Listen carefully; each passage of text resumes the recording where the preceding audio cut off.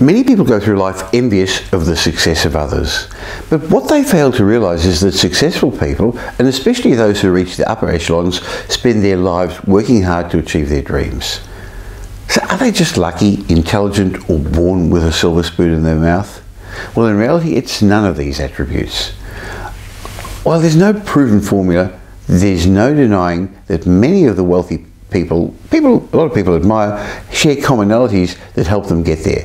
Let's have a quick look at those. First of all, most are early birds. The ultra-successful start their day early. Notable early risers include Sir Richard Branson of Virgin, Disney CEO Robert Iger, and Yahoo's Marissa Mayer. Waking up early is not an easy habit to cultivate though, is it? So I suggest you experiment with a couple of different techniques. One of the most effective ways to make sure you rise early is simply not to hit that snooze button, which we all know is easier said than done.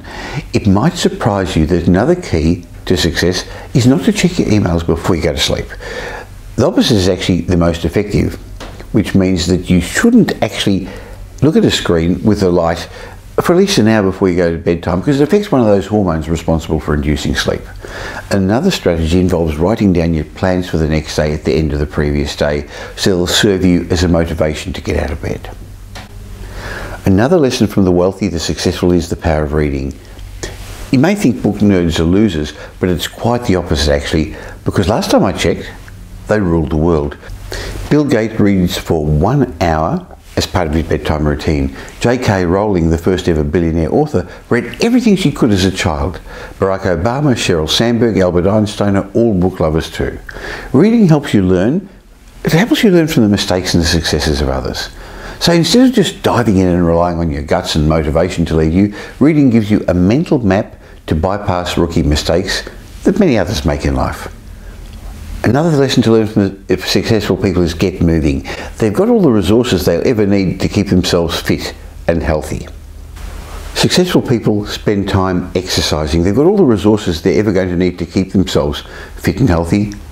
Of course, they can afford the most expensive spa treatments and cosmetic surgery if they're so inclined, yet exercise is still a part of their daily habits. The ultra-successful understand that exercise keeps them fit, but it also keeps their brain healthy, it minimises stress, and it improves memory. In fact, they know that using too much work as an excuse not to exercise is counterproductive. Studies show that if you do exercise, it actually boosts your creativity and productivity by a couple of hours a day. So why not exercise and be smarter? Also, while being physically active is an important element, you've also got to learn that there's times when you need to be still. Studies suggest meditation can alleviate anxiety, pain, and prevent depression.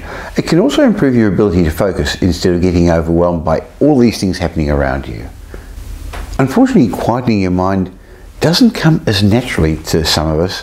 So for beginners, you could create the habit of meditating by concentrating on your breathing for 3 or 5 minutes, which is just a good starting point. Another thing that separates professionals from wannabes is that pros work even when they don't feel like it. E.B. White, author of Charlotte's Web, famously said, "A writer who waits for ideal conditions under which to work will die without putting a word on paper." This applies to all of us, whatever your occupation. So next time you don't feel like working, keep calm and commit 15 minutes and see how you feel. Successful people practice and practice more. Even those at the top of their game understand that practice is what got and will keep them there. I've read that Serena Williams wakes up at 6 a.m. to practice tennis, and she's been doing that since she was a child.